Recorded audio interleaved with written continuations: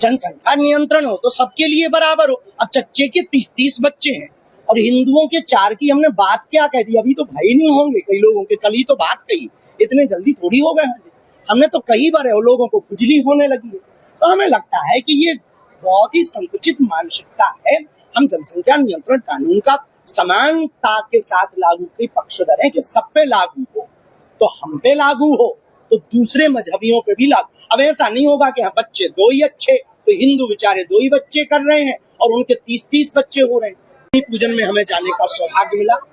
कल से social media पर कुछ लोगों ने हमारे वक्तव्य को अलग तरीके से प्रस्तुत किया, जिनको पढ़कर हम, जिनको जानकर, जिस भूमि पर आकर, जिनके स्वराज्य गठन की स्थापना को पढ़कर हमने हिंदू राष्ट्र का संकल्प लिया, हमें दोषारोपित किया गया कि हमने उनकी अवमानना की। इस बात को लेकर के हमारे मन में बहुत दुख है, बहुत हमारे मन में खेद है कि जिनको पढ़कर हमने हिंदवी स्वराज्य की स्थापना को पढ़कर हिंदू राष्ट्र का संकल्प लिया, हम उनकी अवमानना तो दूर की बात है, स्वप्न में भी कोई निंदा करे तो हम सुन भी नहीं सकते।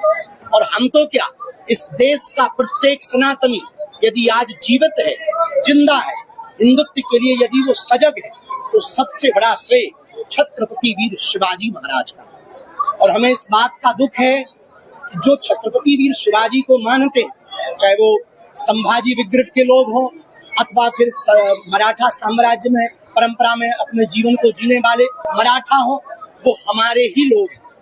हम भी छत्रपति शिवाजी को मानते और वो भी उनको ही मानते, और हम लोग आपस में खींचातानी करेंगे तो दूसरे लोगों को मौका मिलेगा। हमारा 1% भी इस प्रकार का कोई मत नहीं था, ऐसा कोई विचार नहीं था कि हम छत्रपति, हमने गुरु महिमा के प्रति कितने वो समर्पित थे, उस वक्तव्य को हमने गुरु महिमा के प्रति गाया था कि गुरुओं के प्रति हमारे देश के राजा, हमारे देश के हिंदू हृदय सम्राट, हिंदुओं के सिरमौर, हिंदुओं के चक्रधर सम्राट छत्रपति वीर शिवाजी महाराज संतों को, मठों को, महंतों को, आई तुलजा भवानी को कितना मानते थे। उस भाव को कहने का तरीका हमारी अपनी भाषा में था, जिसको कुछ लोगों ने अनर्थ करके गलत प्रस्तुत किया।